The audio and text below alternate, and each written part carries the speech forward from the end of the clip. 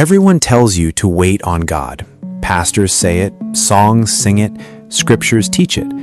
But nobody tells you what waiting actually does to you on the inside.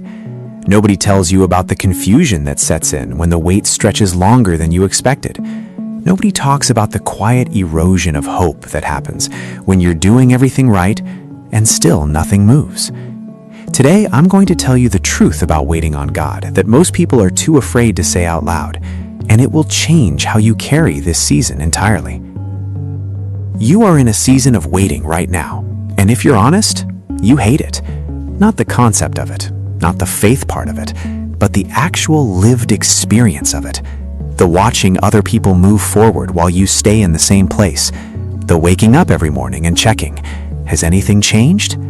And the answer keeps coming back the same. Not yet. And the waiting is doing something to you that you didn't expect. It's making you doubt, not just whether God will come through, but whether you heard him right in the first place.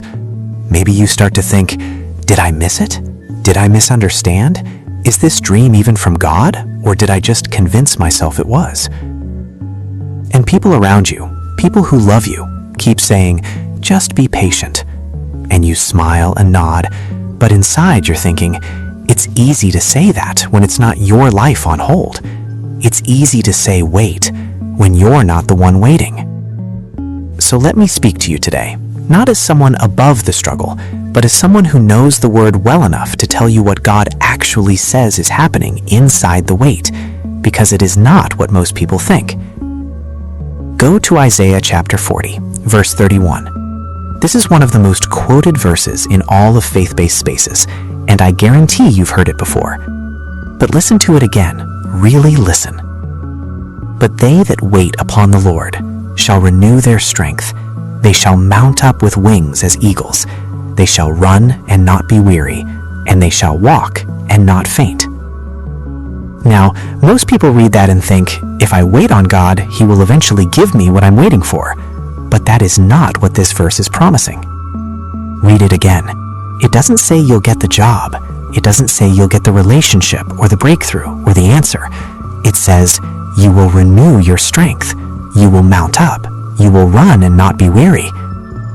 The promise of waiting on God is not primarily about the outcome.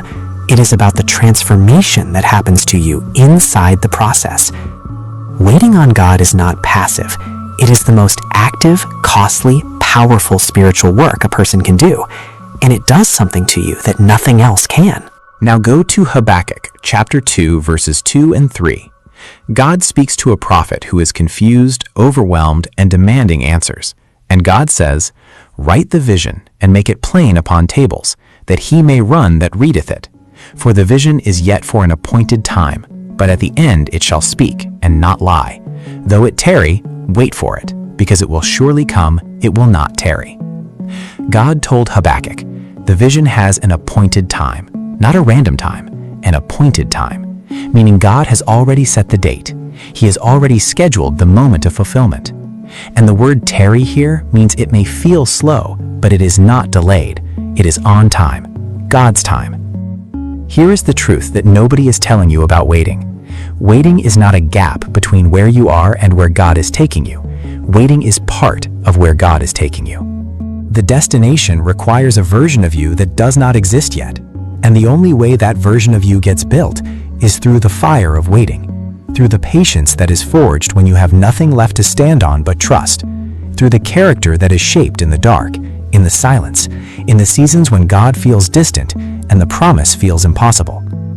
James chapter 1 verse 4 says this plainly, let patience have her perfect work, that ye may be perfect and entire, wanting nothing. The word perfect there doesn't mean sinless, it means complete, fully formed, whole. And patience, the kind that only comes through sustained, tested waiting, is the thing that makes you complete. You cannot download that completeness. You cannot shortcut your way into it. It has to be worked into you through the very process you are trying to escape. Think about David, anointed king as a teenager by the prophet Samuel. Everyone in the room saw it. The oil ran down his head. God chose him. And then he went back to the fields, back to the sheep, back to obscurity. 17 years passed between his anointing and his coronation. 17 years of running from Saul, of hiding in caves, of watching someone else sit on the throne that God had already promised him. But in those 17 years, David became the warrior, the worshiper, the leader, the man that Israel needed. The throne didn't make David great, the waiting did. Write this down and say it until it settles in your bones. Waiting on God is not wasted time. It is the work God is doing in you before he does the work through you. The promise is not late. You are not behind. God set an appointed time, and he has never once missed his own deadline. And hear this, the version of you that comes out of this wait will be exactly the version of you that the promise was designed for. David, the man who knew waiting like few others, wrote in Psalm 62 verse 5, "My soul, wait thou only upon God, for my expectation is from him." Read those words slowly. My expectation is from him. David is saying, I have stopped looking to the left and to the right. I have stopped watching other people's timelines and comparing their progress to mine. I have stopped expecting the answer to come from a person, a plan, or a perfect set of circumstances. My expectation, all of it, is from God alone. And that positioning, that place of total, undivided, unhurried expectation in God, is where the renewal happens. And then David opens Psalm 40 with a testimony that every waiting believer needs to hear. He writes, "I waited patiently for the Lord, and he inclined unto me, and heard my cry. He brought me up also out of a horrible pit, out of the miry clay, and set my feet upon a rock, and established my goings." Psalm 40, verses 1 and 2. David didn't say God prevented the pit. He said God brought him up out of it. The pit happened. The miry clay was real. The waiting was real. But when God moved, he didn't just pull David out. He set his feet on a rock. He established his goings. He gave David a foundation that the pit could never have given him. Solid footing, established direction, a testimony so powerful that verse 3 says, "Many shall see it and fear, and shall trust in the Lord." Your waiting season is not just about you. The testimony that comes out of it will be a lifeline for someone else who is still in the pit behind you. God is writing something through your life that other people desperately need to read. And Psalm 37 verse 7 carries God's direct instruction for this moment. Rest in the Lord and wait patiently for him. Not anxiously, not frantically, not with clenched fists and a racing mind. Rest in the Lord. That is an act of war against fear. That is the most defiant thing a waiting person can do, to rest when everything around them screams to panic. So here is what I want to leave with you today. Stop treating this waiting season like something to survive. Start treating it like something to steward, because God is in it.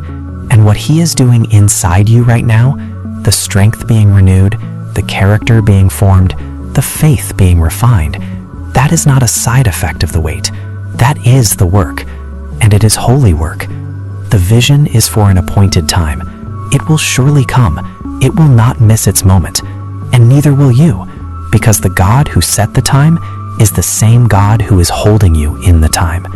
So today, just for today, stop straining toward what is coming and settle into who is here. Rest in him, expect from him, and trust that the wait is not wasted. Every single day of it is being woven into something that will stand long after the answer arrives.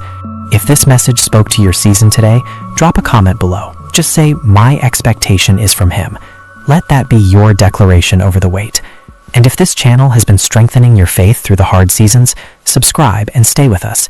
Every week we come back to the Word and we find our way back to peace. You are not forgotten in the wait. You are being formed in it.